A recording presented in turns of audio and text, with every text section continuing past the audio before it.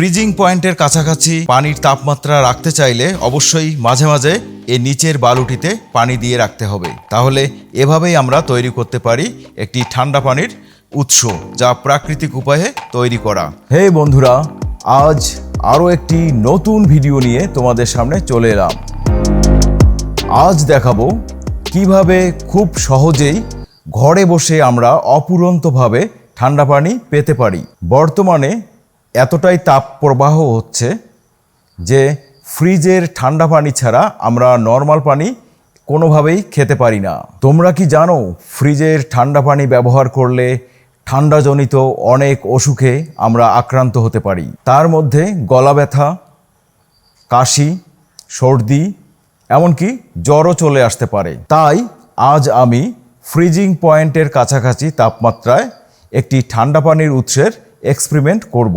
এখানে আমি মাত্র 300 টাকা খরচ করে একটি ঠান্ডা পানির প্রজেক্ট তৈরি করেছি। এই ঠান্ডা পানি ব্যবহার করলে কখনোই ঠান্ডাজনিত অসুখ হওয়ার সম্ভাবনা নেই। তাহলে কথা না বাড়িয়ে শুরু করা যাক আজকের এই ঠান্ডা পানির প্রজেক্টটি। ভিডিওটি কিন্তু অনেক ইন্টারেস্টিং হতে চলেছে, তাই না টেনে সম্পূর্ণ ভিডিওটি দেখতে থাকো। আমি এখানে একটি মাটির কলস ব্যবহার করেছি এবং মাটির কলসের সঙ্গে একটা ট্যাপ লাগিয়ে দিয়েছি, যা সিমেন্ট দিয়ে আটকায় দেওয়া আছে, এবং একটি স্ট্যান্ড হিসেবে মাটির স্ট্যান্ড আমি ব্যবহার করেছি, এবং ঢাকনা স্বরূপ একটি ঢাকনা, মাটির ঢাকনায় আমি ব্যবহার করেছি। বন্ধুরা, আমি এখানে যে ওয়াটার সিস্টেমটি ব্যবহার করেছি তা সম্পূর্ণই প্রাকৃতিক উপায়ে তৈরি করা। তো সিস্টেমটি আমরা কেমনভাবে চালু করব তাই আমি তোমাদেরকে জানাচ্ছি। এখানে টোটাল সিস্টেমটি তৈরি করতে আমার 300 টাকার মতো খরচ হয়েছে।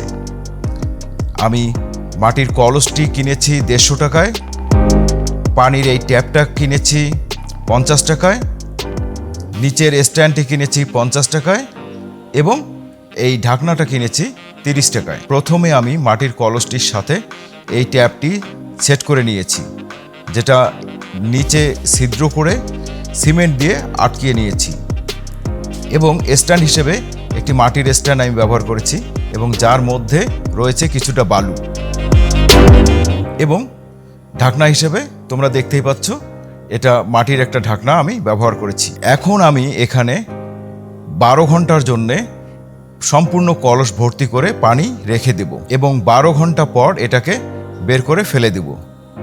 তো চলো কলসে পানি দিয়ে দেয়া যাক।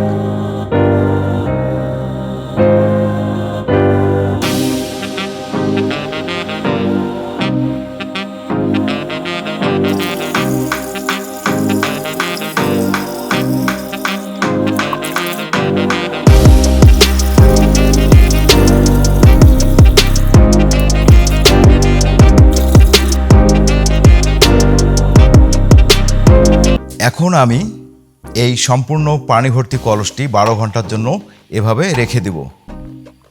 তার আগে আমাদেরকে আরেকটি কাজ করতে হবে। কলসটি সরিয়ে এই বালুর মধ্যে কিছুটা পানি আমি দিয়ে দিব, যেটা ফ্রিজিং পয়েন্টের কাছাকাছি পানিটাকে ঠান্ডা রাখবে।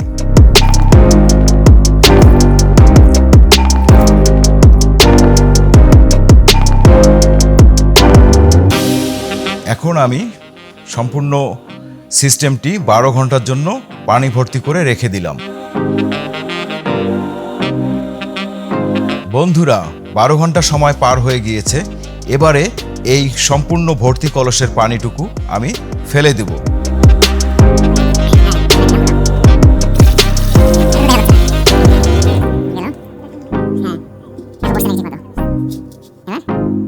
আমি সম্পূর্ণ কলসটি ফাঁকা করে নিয়েছি। এবার 5 মিনিটের জন্য এভাবে রেখে দেব। 5 মিনিট হয়ে গিয়েছে। এবার আবার 12 ঘন্টার জন্য আমি কলসটি পানি দিয়ে ভর্তি করব।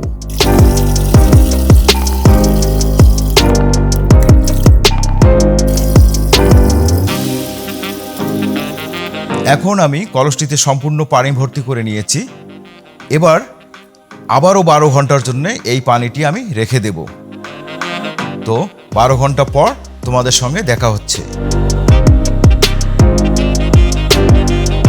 বন্ধুরা, 12 ঘন্টা পর পুরো পানির সিস্টেমটি এখন আমাদের ব্যবহারের উপযোগী হয়ে গিয়েছে, এবং সাইডে দেখা যাচ্ছে পানি দিয়ে ঘেমে গিয়েছে।